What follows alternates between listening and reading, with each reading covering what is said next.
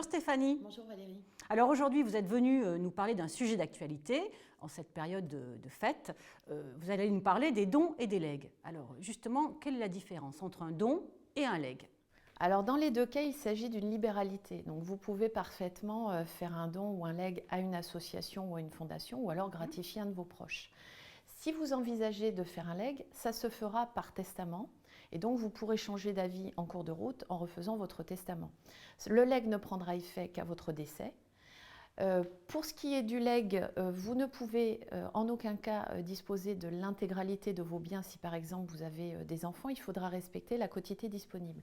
En revanche, si vous n'avez pas d'héritier réservataire, vous pourrez léguer l'ensemble de vos biens à une association ou à une fondation.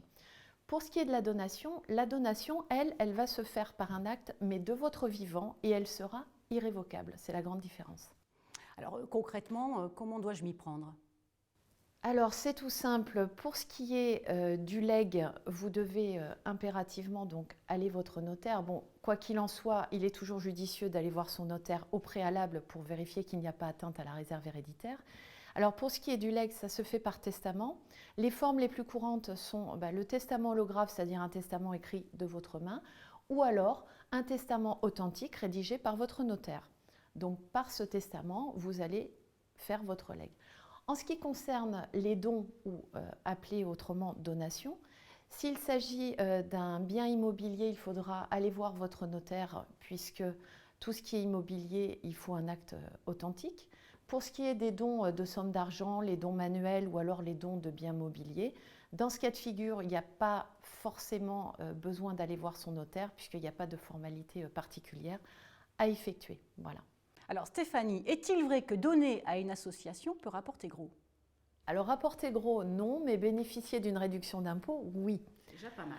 C'est déjà pas mal. Alors vous pouvez effectivement donner à une association ou à une fondation, à condition qu'elle soit reconnue d'utilité publique, qu'elle soit à but non lucratif ou alors dans le cadre d'intérêt général.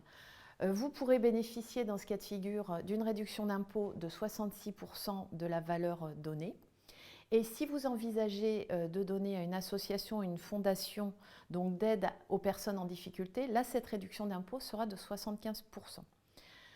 Dans les deux cas, il ne faudra pas, si vous donnez, dépasser un certain seuil. Donc, vous ne devez pas dépasser 20% donc, de votre revenu imposable.